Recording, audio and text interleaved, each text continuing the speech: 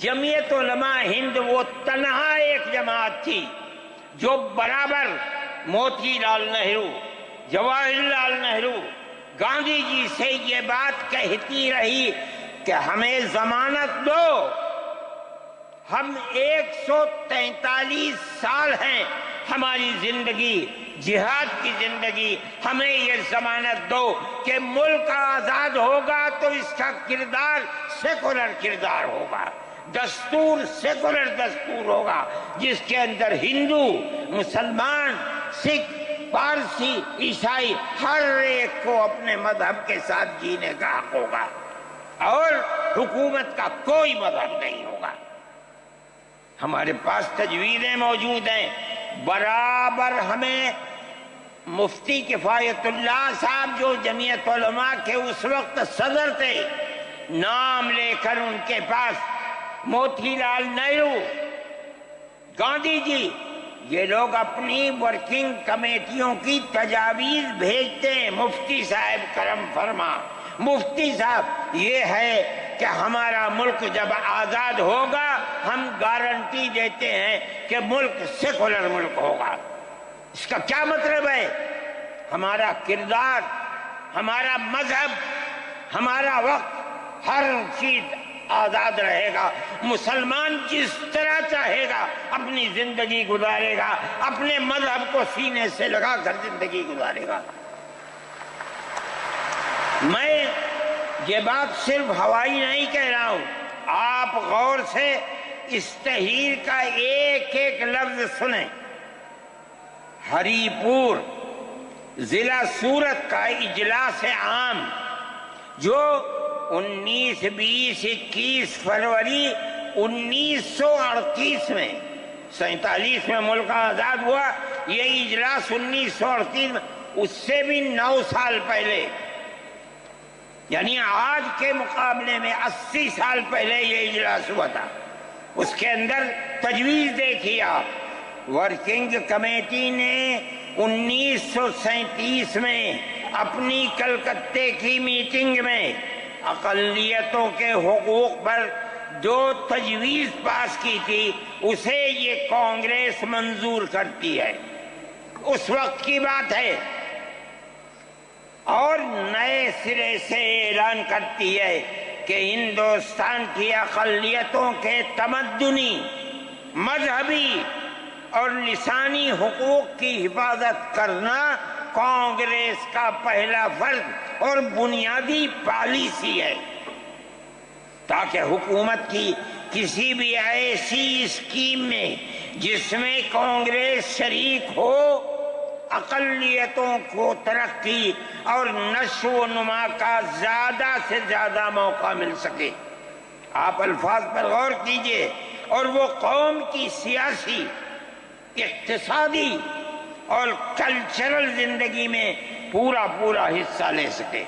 اس کے بعد اس بنیاد پر مسلمانوں کو مطمئن رہنا چاہیے کہ آزاد ہندوستان کی حکومت میں ان کا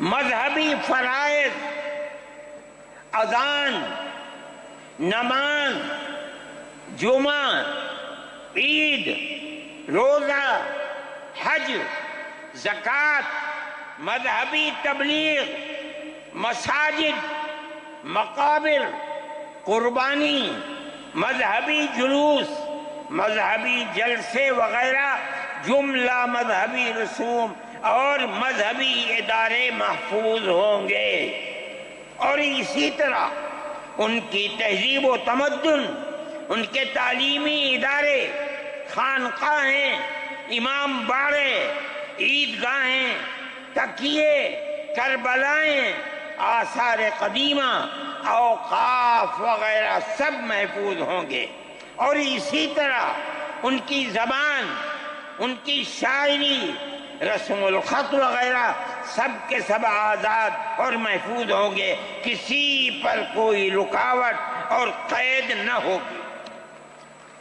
جو میں آپ سے کہہ رہا ہوں، آپ دیکھیے یو پی کانگریس کا شائع کردہ election board national herald press Lucknow 1946 کے اندر شاید 10 فروری جو میں نے نقل کیا ہے وہ مٹا ہوا سا تھا، اس کے اندر یہ بلیٹن شائع ہوا ہے۔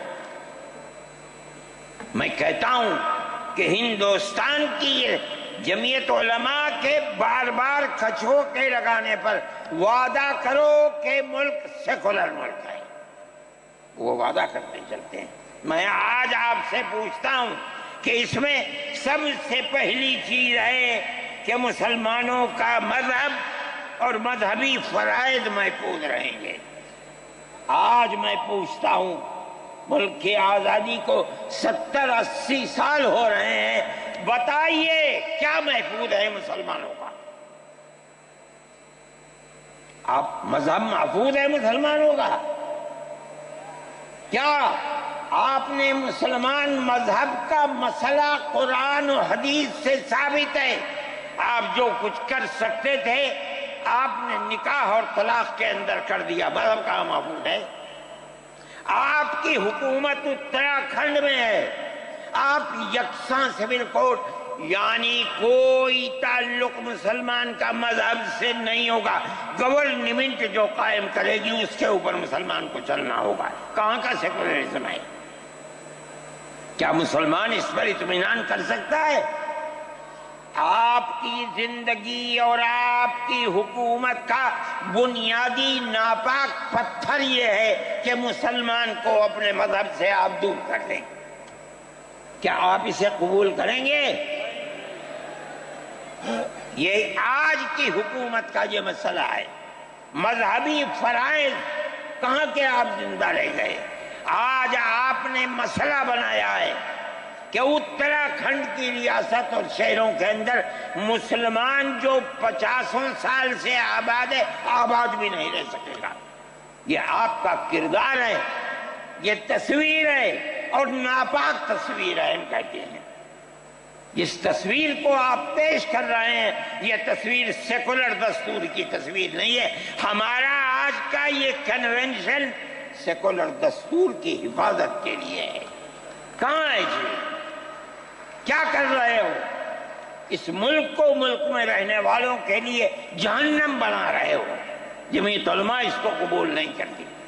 ہم تو کہہ رہے ہیں اس بات کو، کسی کی زبان اٹھتی ہو یا نہ اٹھتی ہو، لیکن ہم کہتے ہیں کہ جو ہو رہا ہے وہ ملک کو آگ لگانے کے لیے، دستور کو آگ لگانے کے لیے ہو رہا ہے۔ جمعیت علماء اسے قبول نہیں کرے گی۔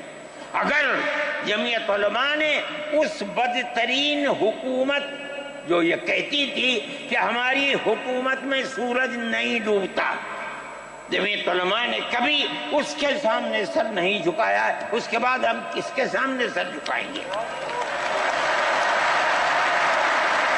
ہمارا سر صرف ایک اللہ کے سامنے جھکتا ہے اور کسی کے سامنے نہیں جھکتا۔